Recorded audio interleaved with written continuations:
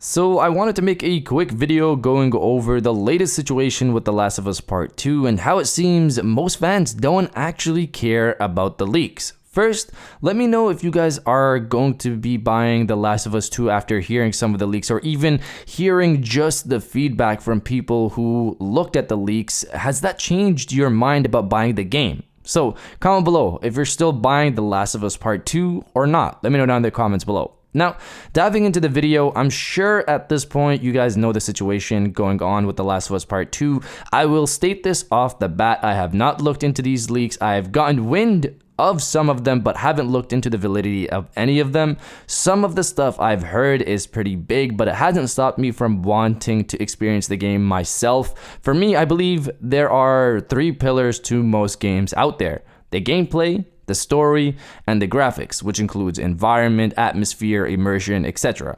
I've enjoyed a lot of games out there that only really excelled in two out of three of those pillars. But when you find a game that succeeds in all three, that's definitely a gem, which most people would agree the first Last of Us is.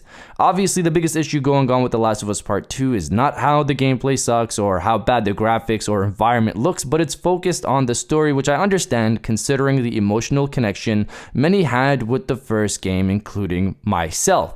I'll see how this plays out in the sequel, but the point here is that while Twitter, Reddit, YouTube has groups of people completely shunning this game, the mass audience who enjoyed the first game don't follow these groups of people, and a lot of them are pretty casual players.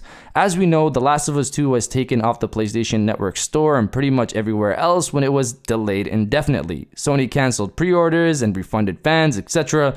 Things have changed since then. As of recently, the game has a release date again, and people are able to purchase the game, and it seems like people are purchasing the game. If you look at some of the bestsellers list on Amazon recently, they were updated, you'll notice that The Last of Us Part 2 is #1 on these charts currently for the PlayStation 4. This could obviously change by the time you look at it depending on what day you see this, but currently the game is holding the #1 spot. It's currently holding that spot in France, US, UK, Brazil.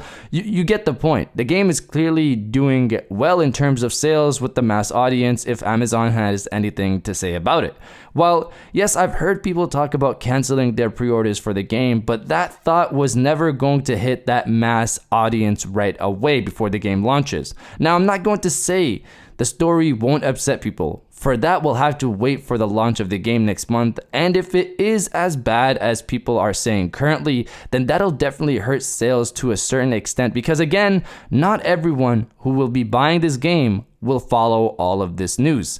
It'll be interesting to see, and I'm really excited to dive into it because if the story doesn't hold up, I know the gameplay and the world building will pick up the slack. But you guys let me know if you're excited for next month, or are you more looking forward to Ghost of Tsushima, the other big Sony first party game releasing in the coming months as well. Let me know your thoughts down in the comments below, and if you guys did enjoy this video, please hit that like button as it always helps, and subscribe if you're new. I got new videos every Monday, Wednesday, and Friday, and now I'll check you guys out on the next one.